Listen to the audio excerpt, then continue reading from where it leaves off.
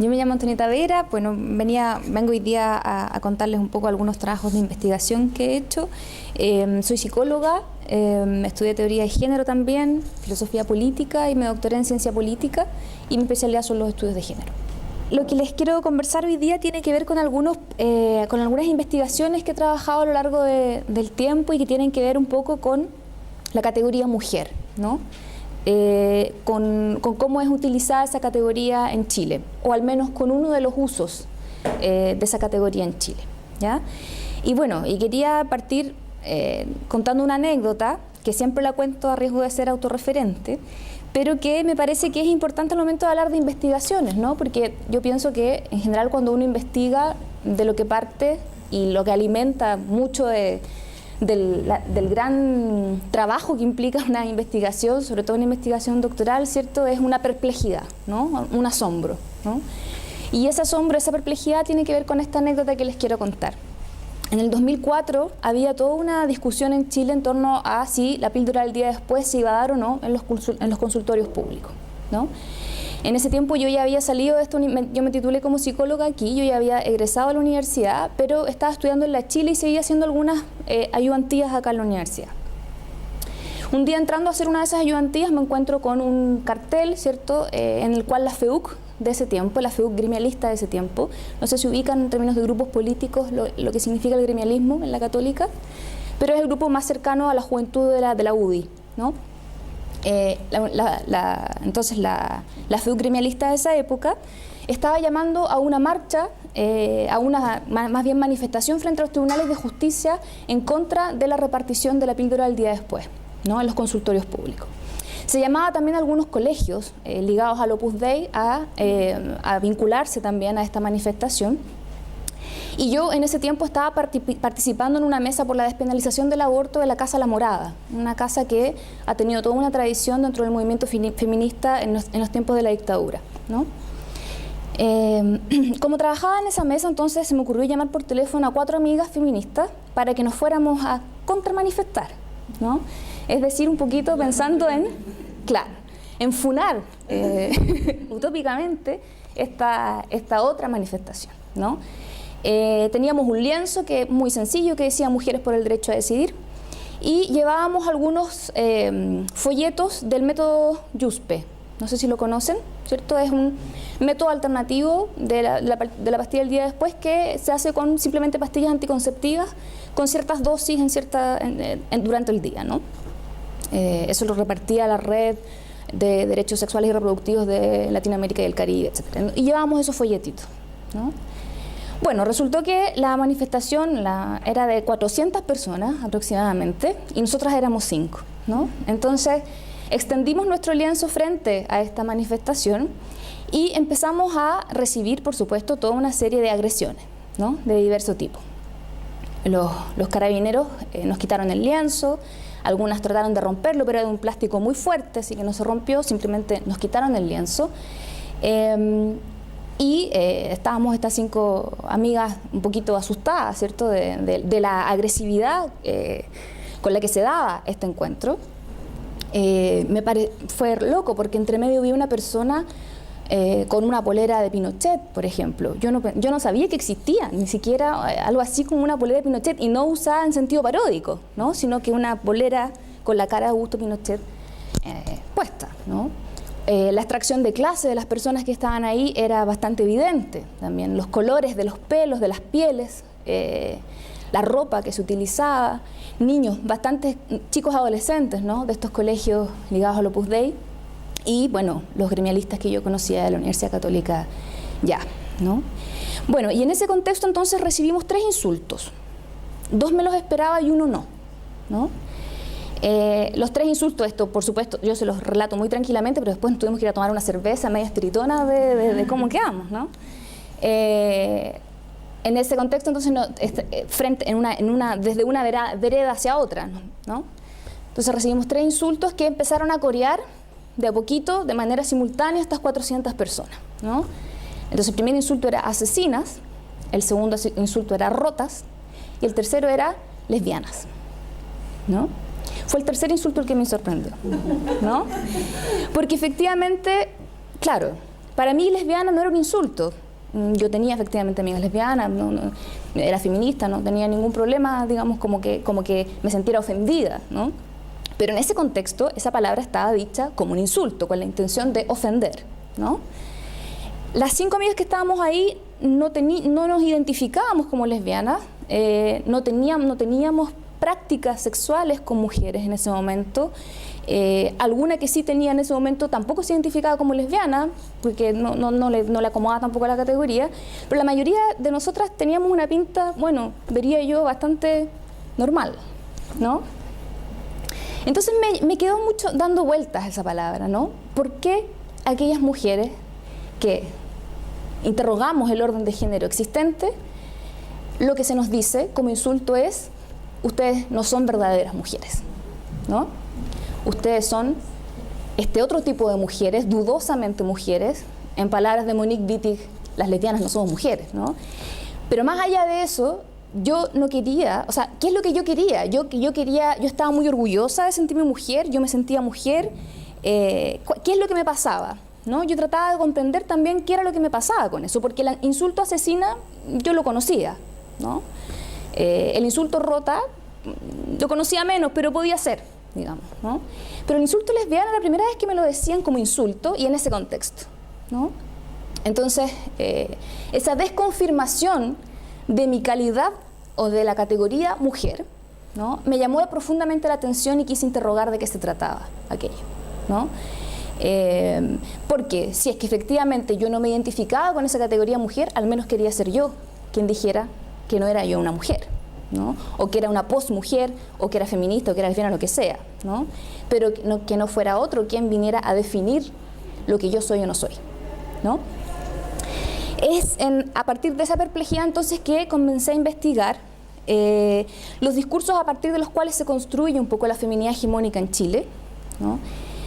¿Por qué la palabra mujer llega con esa certeza, ¿no?, con esa evidencia a nuestros oídos, ¿no? Cuando las mujeres somos tan distintas entre nosotras, pareciera ser que la palabra mujer es sin embargo una evidencia, algo obvio, ¿no? ¿Cómo se construye entonces? ¿Cuál es la imagen de feminidad que tenemos en Chile? ¿Cuál es la imagen de mujer que tenemos en Chile? Y lo que me interesaba es cómo se utiliza esa imagen en la arena política, ¿no? Porque lo que me acuerdo fundamentalmente de la cara de una mujer, ¿no? Lo que me estaba diciendo esa mujer cuando me decía lesbiana era: yo soy mujer y tú no, ¿no? En algún sentido. ¿Qué le daba a ella el derecho a arrogarse para sí esa categoría y a desconfirmarla en otro, ¿no? ¿Cómo es que se construía eso en la escena política? Me interesaba, ¿no? Con el tiempo entonces fui construyendo la idea o fui detectando una continuidad, un discurso que he llamado el discurso de la superioridad moral de las mujeres, ¿no? Un discurso que lo que vendría a afirmar, ¿cierto?, es que las mujeres tendrían una cierta cantidad de cualidades específicamente femeninas, exclusivas de las mujeres, ¿no? La proximidad, la fuerza, la capacidad de mediación, el cuidado mayor de la vida, la madurez para cuidar esa vida, ¿no?, etcétera, que vendrían a humanizar, renovar y limpiar la política, ¿no?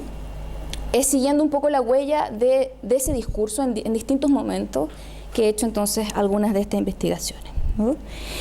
Lo que hay detrás de este discurso, y es lo que vamos a ver con estas diapositivas, ¿cierto?, es un argumento datado alrededor del siglo XVIII, y es importante decir esto, ¿no?, porque cuando un argumento tiene una data, significa que no siempre ha sido así, ¿no?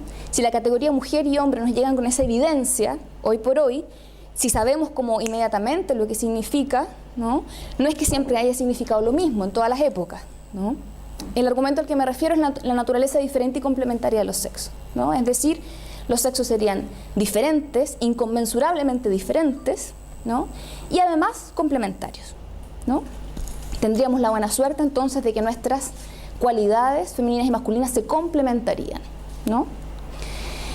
El problema del argumento de naturaleza, o por qué es mentirosillo el argumento de la naturaleza, es porque es un argumento prepolítico, ¿no? Es decir, lo que de alguna manera reza este argumento, ¿cierto?, es que no es que aquí se trate de una cuestión de voluntad de dominación ni de relaciones de poder, las cosas son así, ¿no? Por naturaleza son así, no hay nada que discutir ¿no? No es que yo como hombre quiera dominar en el espacio público y que tú como mujer domines en el espacio privado, ¿no? No es que yo pueda hacer algo contra eso, yo no te quiero dominar, ¿no? Las cosas son así, ¿no? La naturaleza las ha hecho así, ¿no? Ese argumento, entonces, lo que señala es que es como si efectivamente las voluntades políticas no estuvieran implicadas, ¿no? en la construcción de ese argumento, ¿no?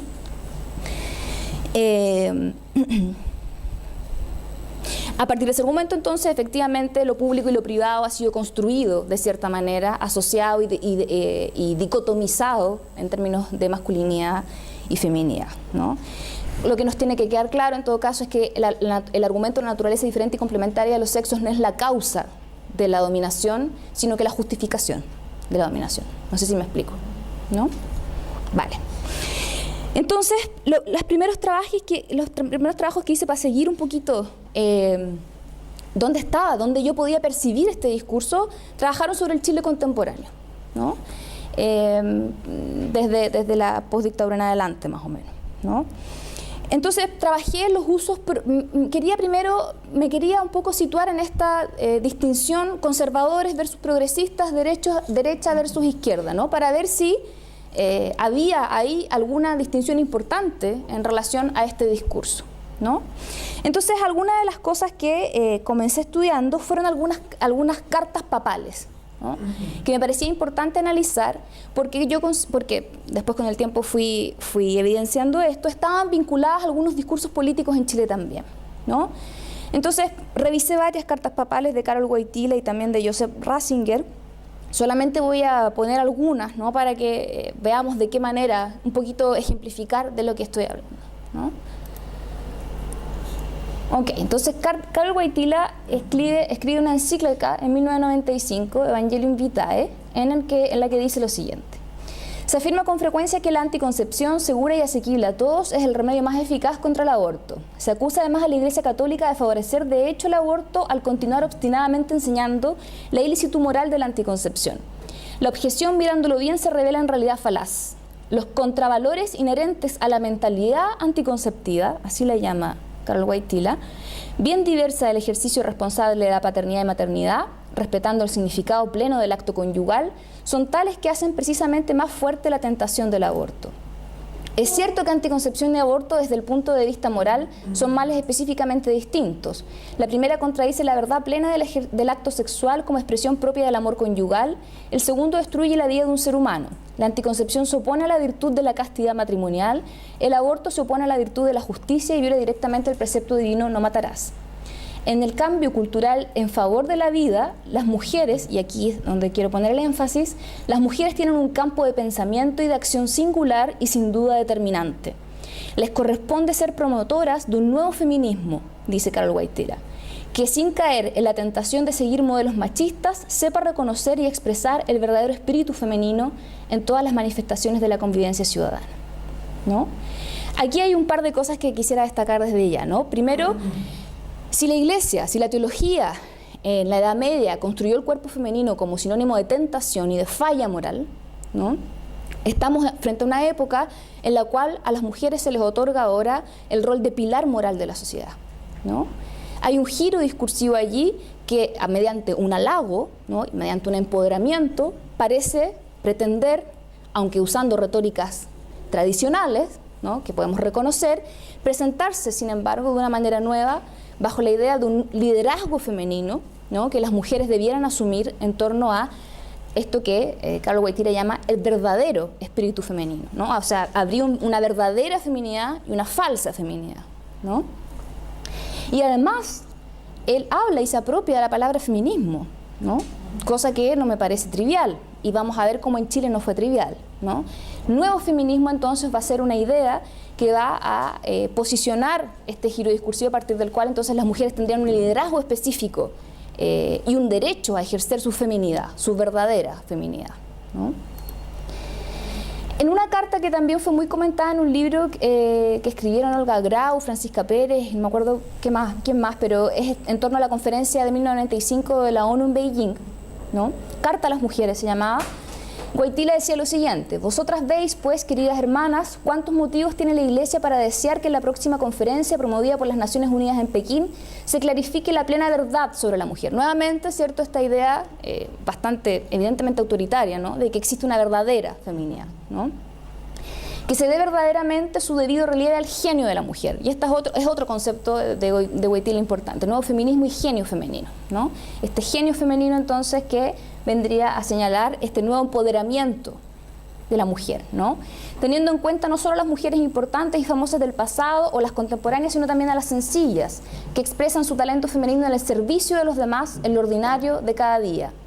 Mientras confío al Señor en la oración el buen resultado de la importante reunión de Pekín, invito a las comunidades eclesiales a hacer del presente año una ocasión para una sentida acción de gracias al Creador y al Redentor del mundo, precisamente por el don de un bien tan grande como es el de la feminidad. Esta, en sus múltiples expresiones, pertenece al patrimonio constitutivo de la humanidad y de la misma Iglesia, ¿no? Acá otro énfasis importante, ¿cierto? La feminidad se presenta como un patrimonio, ¿no?, como un patrimonio de la Iglesia. Es decir, algo a preservar, algo a cuidar, algo a resguardar, algo a defender, ¿no?, de alguna amenaza, ¿no? La feminidad le pertenece a la Iglesia, ¿no?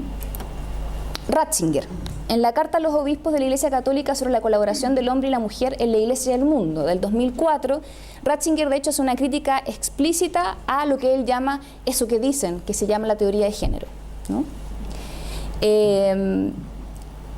Entonces, comienza, experta en humanidad, ya se arroga este título, ¿no?, de experta en la humanidad. La Iglesia ha estado siempre interesada en todo lo que se refiere al hombre y la mujer. La Iglesia se siente ahora interpelada por algunas corrientes de pensamiento cuyas tesis frecuentemente no coinciden con la finalidad genuina de la promoción de la mujer. La segunda narración de la creación confirma de modo inequívoco la importancia de la diferencia sexual.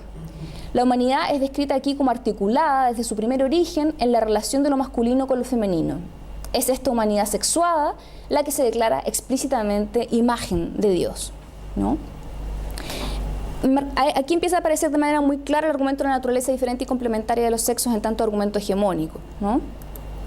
La sexualidad caracteriza al hombre y a la mujer no solo en el plano físico, sino que también en el psicológico y espiritual, con su impronta consiguiente en todas sus manifestaciones.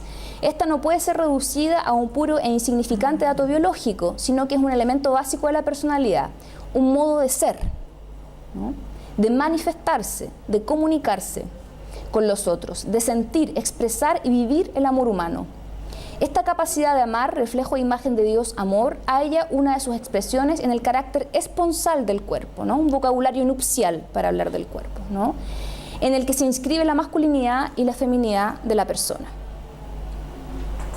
Entonces tenemos que se trata de una manera de ser, de un temperamento, ¿no?, esto de ser mujer u hombre, ¿no?, de una psicología, ¿no?, que está definida por este carácter nupcial, entonces, que tiene, esponsal que tiene el cuerpo, ¿no? En los últimos años se han delineado nuevas tendencias para afrontar la cuestión femenina. Para evitar cualquier supremacía de uno u otro sexo, se tiende a cancelar las diferencias. Aquí está hablando la teoría de género, derechamente, ¿no?, consideradas como simple efecto de un condicionamiento histórico-cultural. Tal tendencia consideraría sin importancia e irrelevante el hecho de que el Hijo de Dios haya asumido la naturaleza humana en su forma masculina, ¿no? Aquí es muy claro él, ¿no? No es trivial que el Hijo de Dios haya asumido una forma masculina, ¿no? Ante estas corrientes de pensamiento, la Iglesia, iluminada por la fe en Jesucristo, habla en cambio de colaboración activa entre el hombre y la mujer, precisamente en el reconocimiento de la diferencia misma, ¿no? Muy lejos de otorgar a la Iglesia una identidad basada en un modelo contingente de feminidad, la referencia a María, y este es el modelo, ¿cierto?, con sus disposiciones de escucha, acogida, humildad, fidelidad, alabanza y espera, coloca a la Iglesia en continuidad con la historia espiritual de Israel. No obstante el hecho de que cierto discurso feminista reivindique las exigencias para sí misma, la mujer conserva la profunda intuición de que lo mejor de su vida está hecho de actividades orientadas al despertar del otro, a su crecimiento y a su protección, ¿no? Las cualidades de la feminidad entonces están muy claras. ¿De qué modelo estamos hablando? El modelo mariano, ¿no? Nuevamente me volvía a llamar la atención esta interpelación directa al feminismo, ¿no? Sí, en el caso de Carol Wojtyla se trataba de hablar de un nuevo feminismo. Acá Ratzinger simplemente va a evidenciar el discurso feminista como falaz, ¿no? Y el discurso de la Iglesia como verdadero, ¿no? En todo aquello que tenga que ver con qué es la feminidad, ¿no? El discurso feminista sería un discurso falso al definir la feminidad, el discurso de la Iglesia sería un discurso verdadero al definir la feminidad, ¿no? Esta heterodefinición, es decir, que sean otros quienes nos definan, ¿no? Que sea otro quien defina quién soy yo como mujer, ¿no? Está también muy clara en esto de las mujeres conservan una profunda intuición de que en realidad lo mejor de su vida, ¿cierto?, es su orientación hacia el otro, ¿no? Lo dice un otro, un señor que no solamente es católico, sino que además es hombre y que supuestamente sabe mejor que yo cuáles son mis intuiciones, ¿no? Esta intuición está unida a su capacidad física de dar la vida, nos dice Ratzinger. Sea o no puesta en acto, esta capacidad es una realidad que estructura profundamente la personalidad femenina. Le permite adquirir muy pronto madurez, sentido de la gravedad de la vida y de las responsabilidades que ésta implica. Desarrolla en ella el sentido y el respeto por lo concreto, ¿no? Nuevamente esta es dicotomía, los hombres, lo masculinidad lo abstracto, la feminidad lo concreto, ¿no? La masculinidad la universalidad, la feminidad la particularidad, que se opone a abstracciones a menudo letales para la existencia de los individuos y la sociedad. En fin, es ella la que aún en las situaciones más desesperadas, y la historia pasada y presente es testigo de ello, posee una capacidad única de resistir en las adversidades, ¿no? Aquí el modelo heroico mariano, ¿no? Resistir en las adversidades, de hacer la vida todavía posible incluso en situaciones extremas, de conservar un tenaz sentido del futuro y por último de recordar con las lágrimas el precio de cada vida humana, ¿no? El rol tradicional que se nos ha asignado en torno al duelo, ¿no? El duelo de los muertos. Sin prejuzgar los esfuerzos por promover los derechos a los que las mujeres pueden aspirar en la sociedad y en la familia, estas observaciones quieren corregir la perspectiva que considera a los hombres como enemigos que hay que vencer, ¿no? Para Ratzinger el feminismo es esto, ¿no?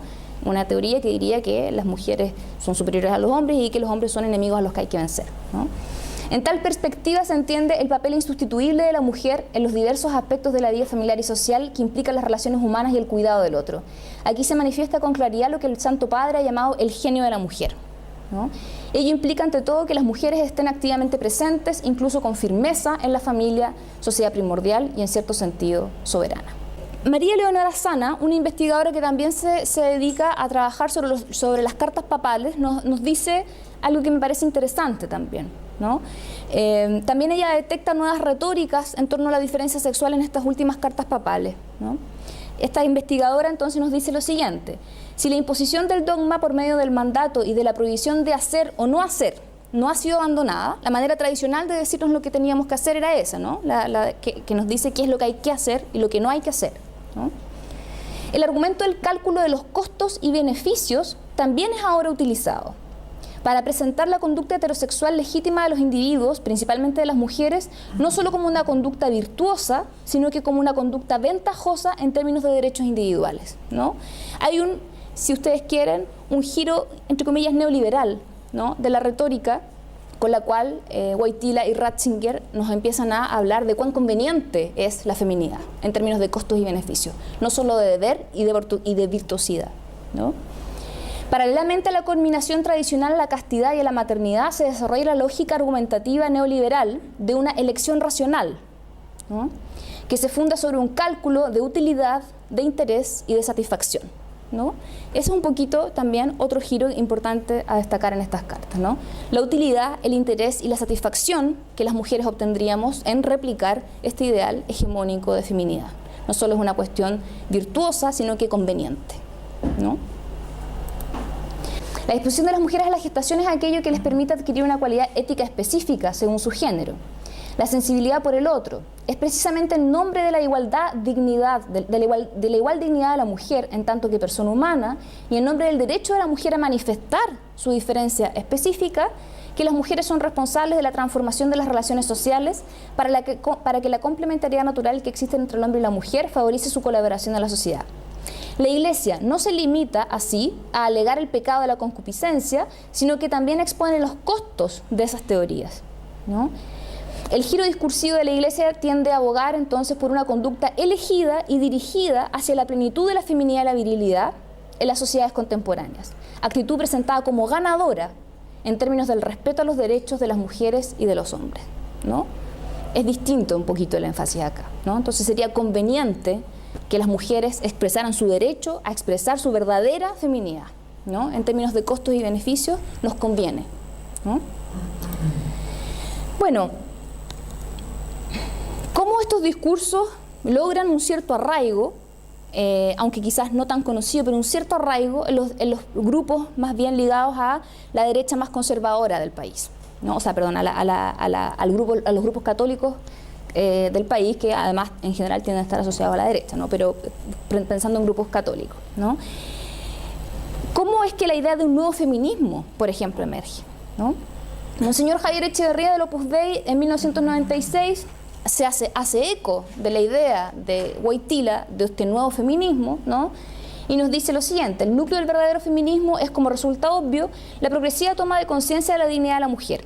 Muy distinto es, en cambio, el núcleo de otros feminismos de ordinario agresivos, que lo que pretenden es afirmar que el sexo es antropológicamente y socialmente irrelevante, limitándose su relevancia a lo puramente fisiológico, ¿no? Nuestro Señor, que es infinitamente justo e infinitamente sabio, creó al hombre y a la mujer con misiones distintas, teniendo la misma posibilidad de santificarse. Tratar de alterar ese orden es poco consecuente y estamos viendo a qué resultados conduce: falta de comprensión y de convivencia, ausencia de entendimiento de la humanidad, ¿no? El argumento de la naturaleza diferente y complementaria de los sexos entonces también aparece de manera clara en estas palabras de Monseñor, ¿cierto? Y también él destaca, ¿cierto?, los costos que está trayendo la teoría feminista a la humanidad, ¿no? En términos de crisis, de conflicto.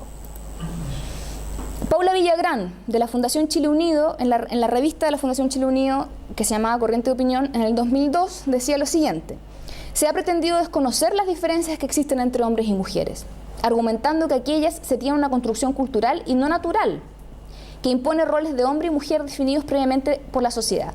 Esta visión, conocida como teoría de género, ha obligado a la mujer a luchar para ser igual al hombre, cuando su lucha debería dirigirse a obtener el reconocimiento de lo que le es propio, su feminidad.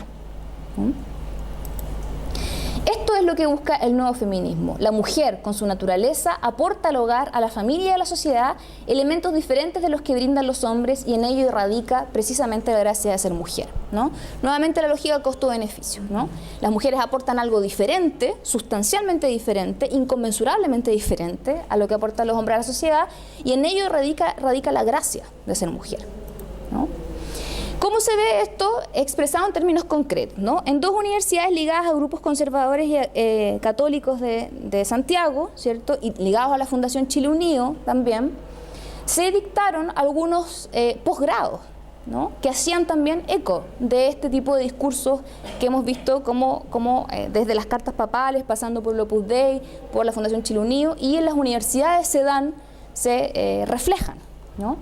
La Universidad de Finisterra, por ejemplo, en el 2005, dio un diplomado que se llamaba Identidad Femenina y Cultura, ¿no?, junto a la Fundación Chile Unido. Y la presentación del programa, del diplomado, decía lo siguiente: encontrar el equilibrio para la mujer de hoy no es fácil. La Universidad de Finisterra y la Fundación Chile Unido, conscientes de este desafío, han diseñado un programa de postítulo inédito en Chile: Identidad Femenina y Cultura, de contenidos prácticos y actuales, que satisface la aspiración de muchas mujeres por mejorar sus niveles de desarrollo personal y de obtener herramientas para su desempeño profesional, ¿no? Aquí estamos haciendo otro link, ¿no? Es decir, la feminidad no solo es patrimonio de la Iglesia, sino que la feminidad puede ser un patrimonio profesional, ¿no? Pueden ser ciertas habilidades, ¿cierto?, a reforzar, a mejorar y a poner en acción para lograr beneficios en términos educativos y en términos económicos, ¿no? Algunos de los contenidos específicos ofrecidos por la malla de estudios de este postítulo fueron: el genio femenino a través de la historia, ¿no?, concepto de la Carta Papal de Karol Wojtyla en 1995. Ese era un ramo del postítulo, ¿no? Conciliación, familia y trabajo, familia y transmisión de valores, ser mujer, otra forma de liderazgo, imagen y estilo femenino, todas las caras de una mujer: mujer ejecutiva, mujer y gestión cultural, mujer y acción social, mujer y mundo académico, mujer y gestión familiar. Y otro ramo de la malla, ¿cierto?, era regímenes económicos matrimoniales. El Instituto de Ciencias de la Familia de la Universidad de los Andes, en el 2005, ofreció una carrera, ¿no?, que se llamó Administración en Servicio. En esto hubo una polémica con el movimiento feminista, así muy clara, ¿no? Una de las carreras de pregrado que ofrece el Instituto de Ciencias de la Familia es de Administración en Servicio, que desde 1993 forma profesionales altamente especializados en gestión de servicios, uno de los campos laborales con mayores expectativas de crecimiento y proyección en el país. Es una carrera dirigida solo a mujeres, dado que pretende potenciar la gestión de servicio dentro de la empresa, humanizándola y haciéndola más amigable y cercana a su personal y clientes, ¿no? Algunas de las asignaturas ofrecidas por la malla curricular fueron Filosofía del Servicio, Taller de Química de Textiles y Lavandería, Diseño y Decoración, Dietética, Operación del Servicio, Cocina y Comedor, Liderazgo y Trabajo en Equipo, Manejo de Conflictos y Negociación, junto con 5 ramos de inglés y 5 ramos de teología, ¿no? Vemos entonces cómo aquí el discurso de la superioridad moral de las mujeres, el argumento de naturaleza de diferente y complementaria de los sexos, se presentan entonces como una cuestión de agencia académica, ¿no? Y de producción entonces de beneficios económicos, ¿no? Que harían de las cualidades naturalmente femeninas, ¿cierto? Cualidades potenciales a poner al servicio, ¿no? De un trabajo, ¿no? Profesionalizante de alguna manera, ¿no? Ok, esto con respecto a la corriente, digamos, entre comillas, conservadora, ¿no? Pero ¿qué pasa con la corriente, entre comillas, progresista, feminista, ¿no? En torno a esta misma retórica? Para ir más rápido, ¿cierto? Ahí lo que hice fue, lo que he hecho, algunas de las cosas que he hecho tienen que ver con un análisis de prensa de la campaña de Michelle Bachelet en el primer mandato, ¿no? Michelle Bachelet entendía no ella necesariamente como feminista, pero sí sostenida en su campaña por las feministas, muchas de ellas feministas históricas, ¿cierto?, del movimiento antidictatorial de los años 80, ¿no?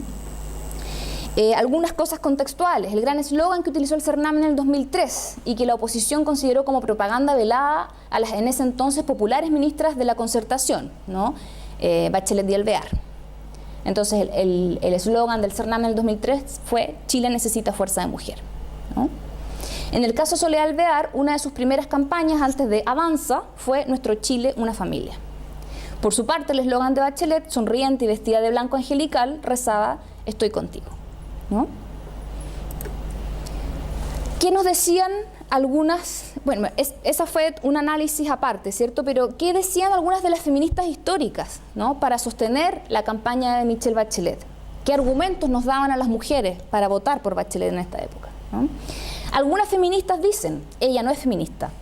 Y muchas feministas las escuchan y las aplauden. Así, si ella no es feminista como yo, es mejor que haya un hombre. Las mujeres somos cómplices y ejecutoras de la dominación. Debilitar a Bachelet es debilitar a todas las mujeres. Debilitar a Bachelet es dejarle el poder a los patriarcas. Todas nosotras seremos evaluadas en Bachelet, nos guste o no. Yo les invito a votar mujer, a votar por ustedes. Yo les invito a poner a una mujer en el lugar que los hombres quieren monopolizar para continuar dominándonos en lo real y lo simbólico. Nosotras merecemos estar en la moneda. Aquí hay un montón de cositas que destacar, ¿cierto? Pero para ir también un poquito más rápido, quizás es importante destacar el imaginario bastante dicotómico con el que nos habla Teresa Valdés, ¿no? No votar por Bachelet es votar por los hombres, ¿no? No votar por Bachelet es hacerle el favor al patriarcado, ¿no? No votar por Bachelet es ser entonces funcionales a la dominación masculina, ¿no? ¿Qué pasaba con aquellas mujeres feministas de izquierda que no votábamos por Bachelet y que no estábamos tampoco favoreciendo a los patriarcas, ¿no?, sino que estábamos haciendo otra crítica al discurso esencialista de la mujer que en muchos casos Bachelet puso también en práctica, ¿no? Más allá de que lo creyera o no, ¿no? No nos interesa, creo, lo que Bachelet crea en su fuero interno, ¿no?, lo que ella sea con sus amigas, ¿no? Probablemente la mitad de las cosas que dice Bachelet no se las cree ella, ¿no? Lo importante es qué discursos pone ella en juego en la escena política, ¿no?, y qué efectos tienen para la vida concreta de las mujeres aquellos discursos, ¿no? El uso esencialista de la categoría mujer, entonces, no es privativo de un discurso conservador, es también y ha sido utilizado por discursos de izquierda y por discursos progresistas y feministas, ¿no?, a lo largo de la historia. Estoy solamente focalizándome en un caso particular en este momento, ¿vale? Y también los argumentos meritocráticos, ¿no? Nosotros nos merecemos estar en la moneda, ¿no? Habría que demostrar que nos merecemos estar en la moneda, ¿no? todas seremos evaluadas en Bachelet, ¿no? Hay una mirada allí evaluándonos, ¿no? Hay una mirada allí ante la cual tenemos que demostrar que merecemos el derecho a estar en la política, a estar en la moneda, ¿no? Pía Barros, que nos decía: si se pudiera hablar con la futura presidenta, enviarle una carta, yo le pediría un país como una casa, ¿no? Con sus luchas y sus fracasos, con abrazos y ternura. Michelle Bachelet encarna la persona que yo quisiera ser, aquella que sabe ponerse en el lugar del otro, que es capaz de renacer de sus cenizas limpias para volar, proponer hacer un nuevo país.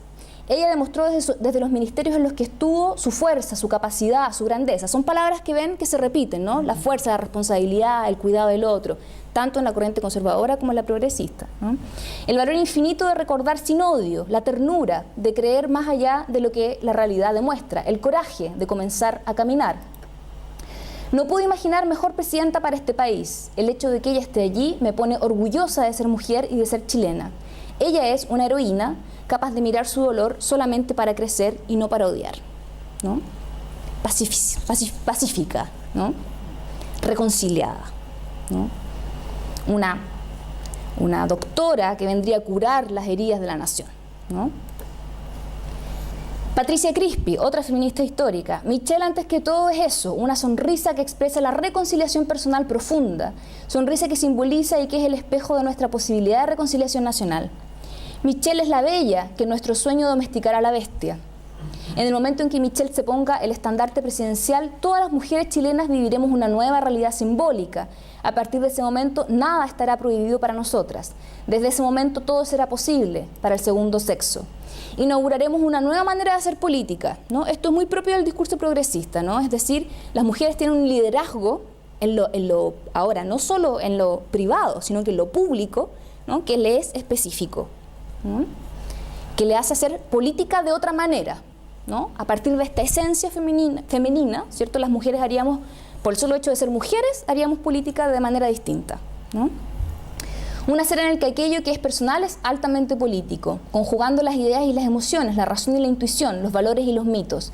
Tendremos, además de la testosterona, la cuota de progesterona, de la cual nuestra sociedad tiene necesidad, ¿no? Un argumento claramente biologicista, médico, ¿no? En torno a lo que define lo femenino y lo masculino.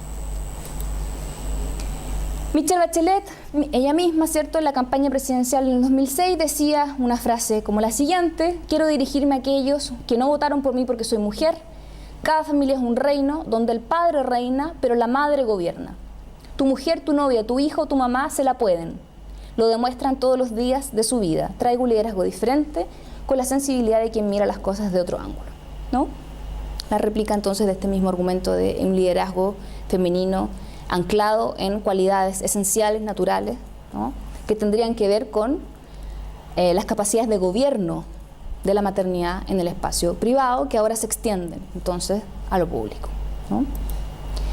Entonces, como para ir cerrando esta parte, en un contexto postdictatorial en el que proliferaron las retóricas y los rituales de unidad y reconciliación nacional, el discurso pragmático y progresista de Bachelet sobre la política de la proximidad y el liderazgo diferente le permitieron ofrecer de manera exitosa su buena feminidad nacional en tanto maternidad pública y encarnación de la reconciliación nacional, ¿no?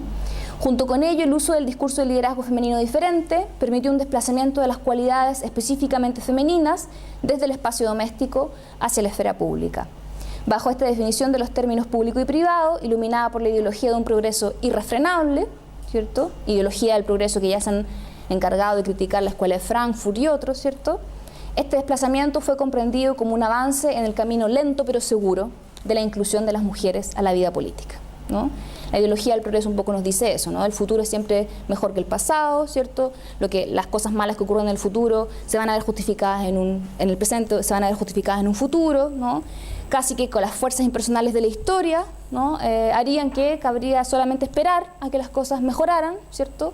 Porque así lo dice el progreso, ¿no? La inclusión lenta pero segura de las mujeres en la política, ¿no? Una vez terminada esta parte de mi trabajo, en la cual yo constataba entonces que la distinción izquierda-derecha, conservador-progresista, no era muy importante al momento de hablar del discurso de la superioridad moral de las mujeres, es decir, que había entre ambas corrientes que históricamente habían sido antagonistas, ¿no? un montón de confluencias en términos argumentativos en este punto, ¿no? Me llamó la atención porque me acordé, yo en ese tiempo estaba estudiando género y me acordé de las memorias de una feminista sufragista del siglo XIX, ¿no? Que me pareció alarmantemente parecida a lo que estaba diciendo Bachelet en relación a, voy a poner esta frase, ¿no? Cada familia es un reino donde el padre reina pero la madre gobierna, ¿no? O sea, las que mandamos en realidad somos las mujeres, ¿no? El padre cree que reina, pero en realidad la que manda es la mujer, ¿no?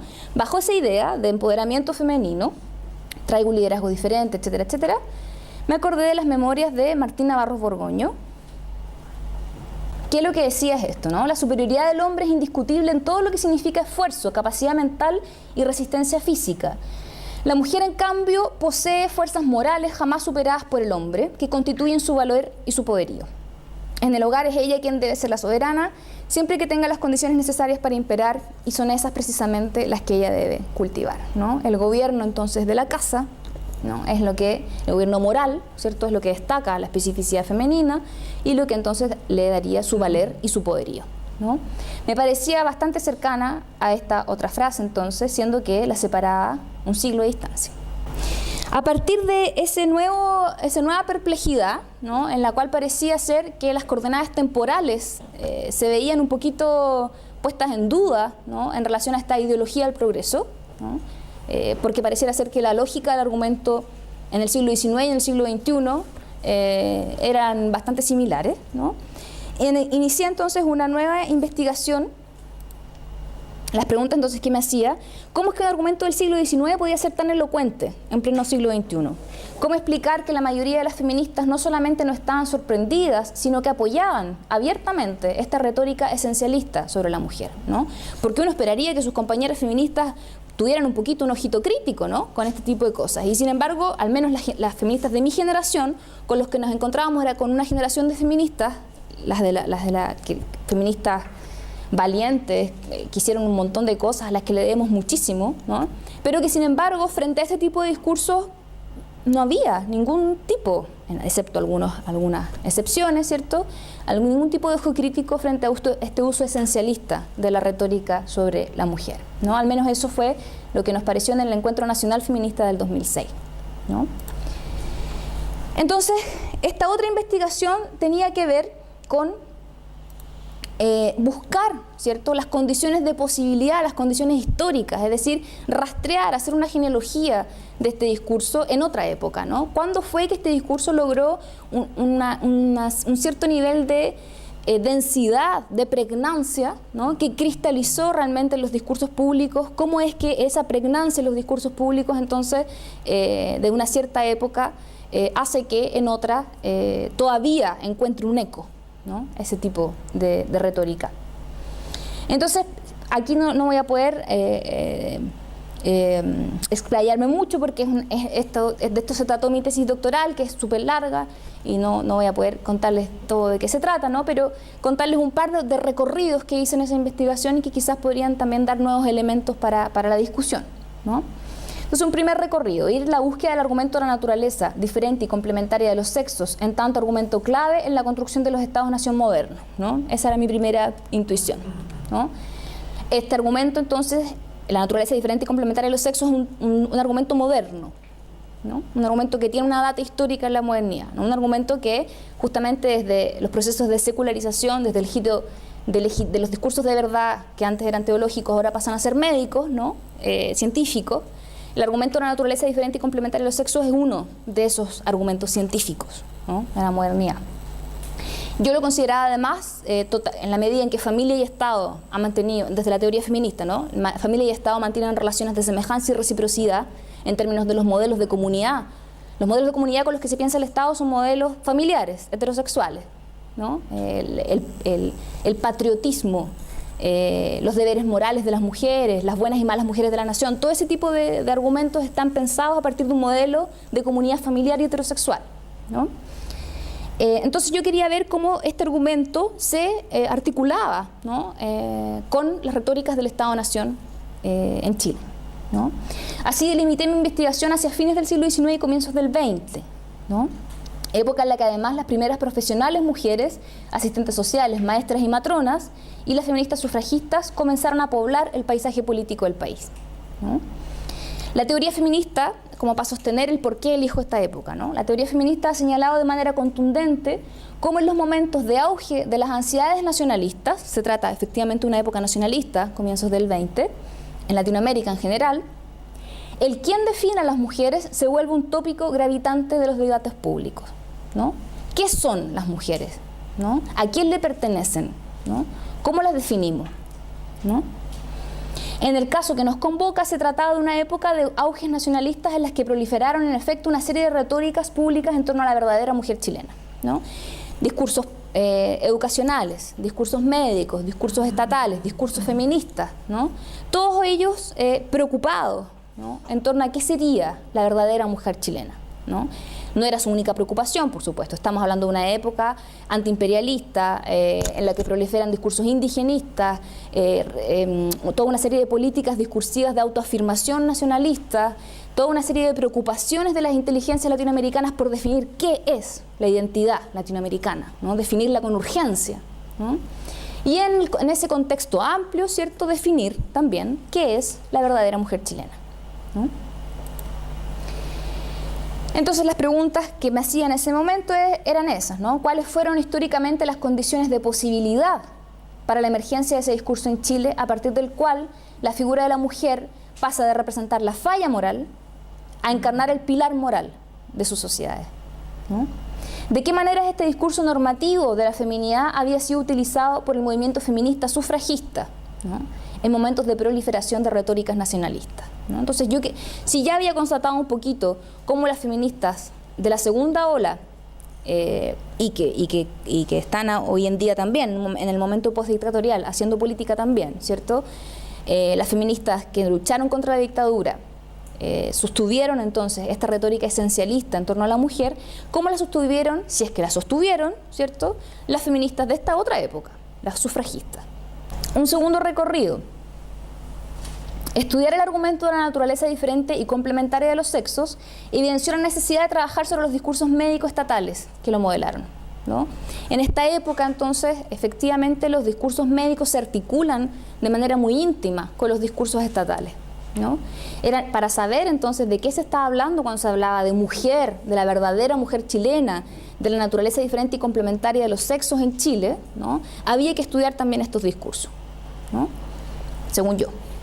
Pero en el momento en el que quise estudiar algunos de esos discursos médicos sobre los hombres y las mujeres de la nación, solo para hacerme una idea del contexto, ¿no?, yo no quería profundizar tanto en eso, la cuestión de la raza emergió de manera radical, ¿no?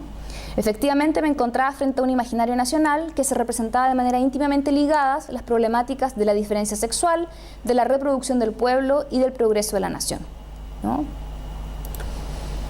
Así, estudiando los discursos nacionalistas, indigenistas y antiimperialistas de la época, me encontré con la figura de la madre popular, ¿no? Esa figura se repite mucho en los discursos públicos de la época, ¿no? La madre popular.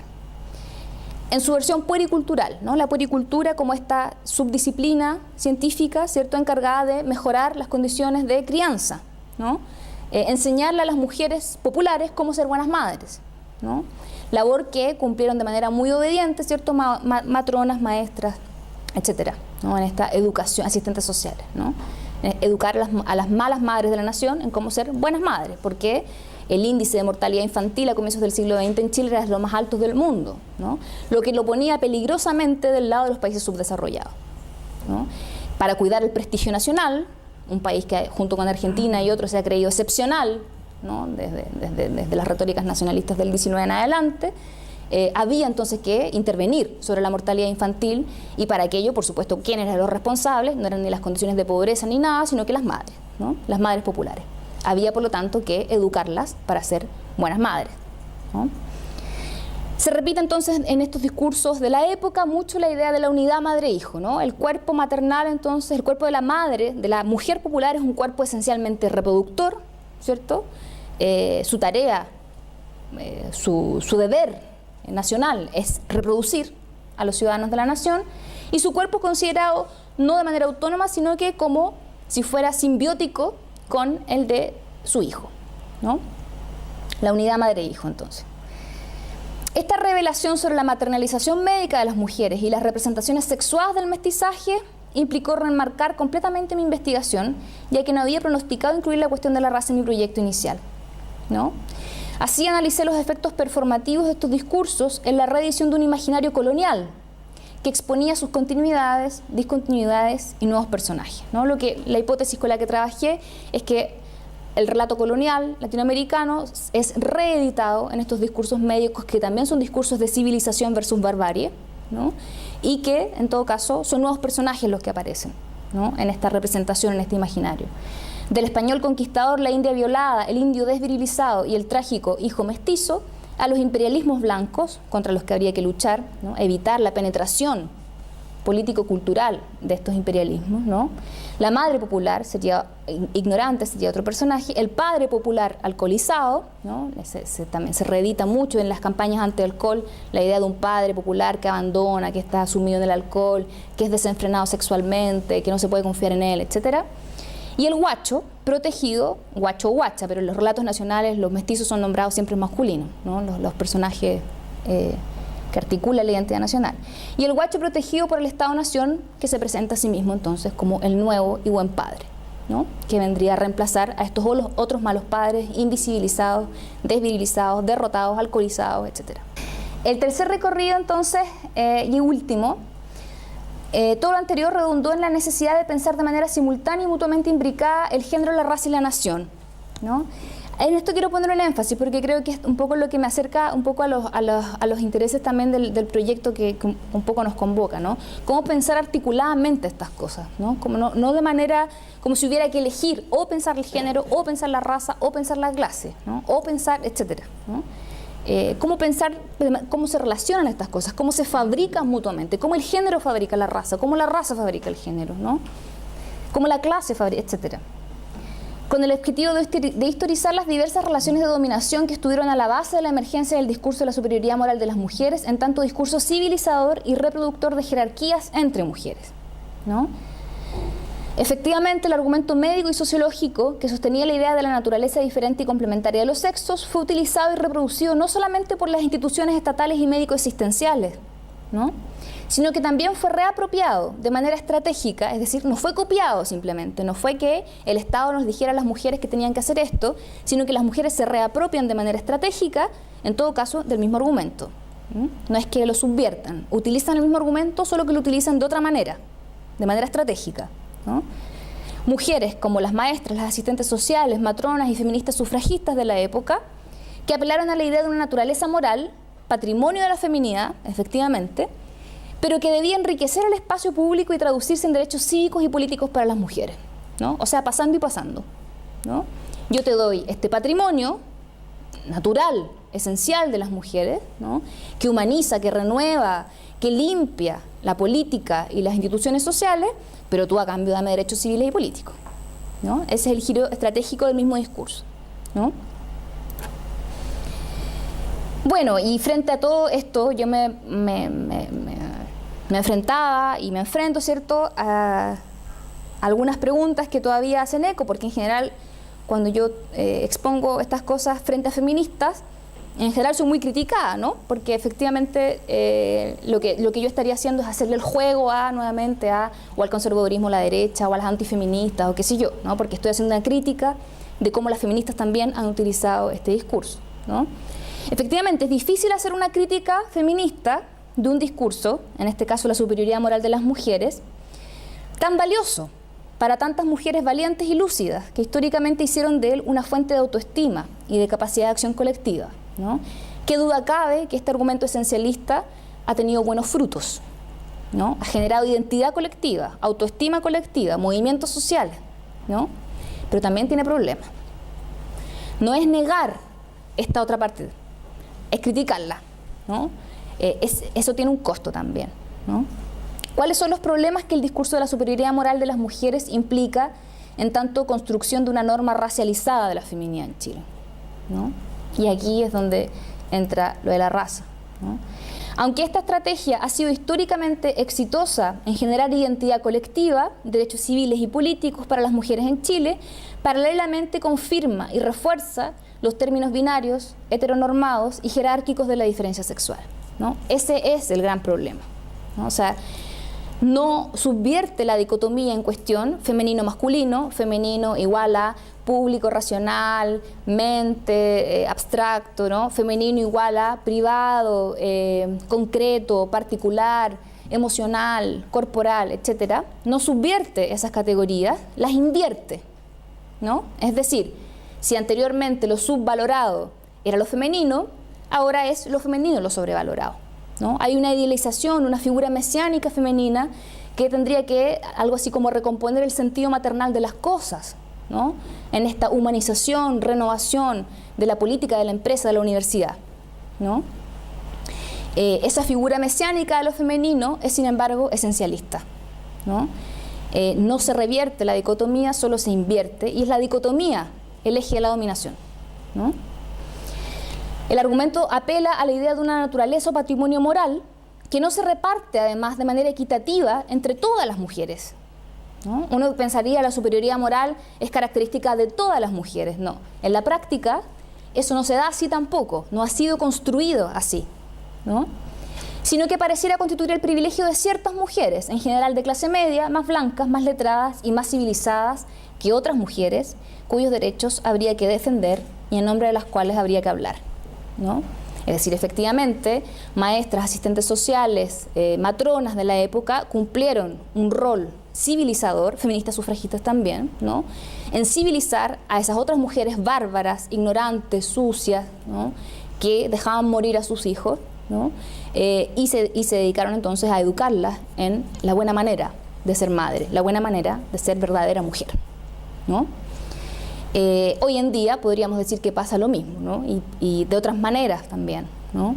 Pensemos, y aquí habría que pensar en problemas, en conflictos, en cómo se genera una lucha por la verdadera feminidad entre mujeres chilenas y mujeres inmigrantes, por ejemplo, ¿no? Pensemos en lo que pasó en el norte de Chile cuando las mujeres de mineros chilenas insultaban, organizaron una protesta contra las colombianas putas, ¿no? Que venían a quitarles a sus maridos, ¿no? Pensemos también en los discursos en torno a todo lo que tiene la disputa por la feminidad entre mujeres blanco, mestizas, estatales, un feminismo en el Cernam, por ejemplo, y las mujeres mapuche, ¿no?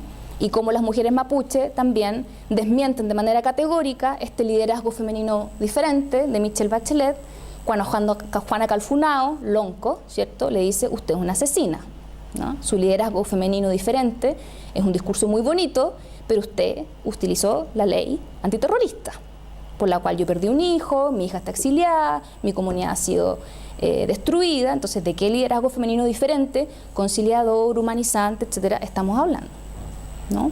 La feminidad, en este sentido, es un terreno, un asunto de luchas políticas, ¿no? Y es en esas luchas, en las que algunos ganan y algunos pierden, ¿no?, en las que se construiría esta feminidad hegemónica, ¿no? Lo dejo hasta aquí para que conversemos.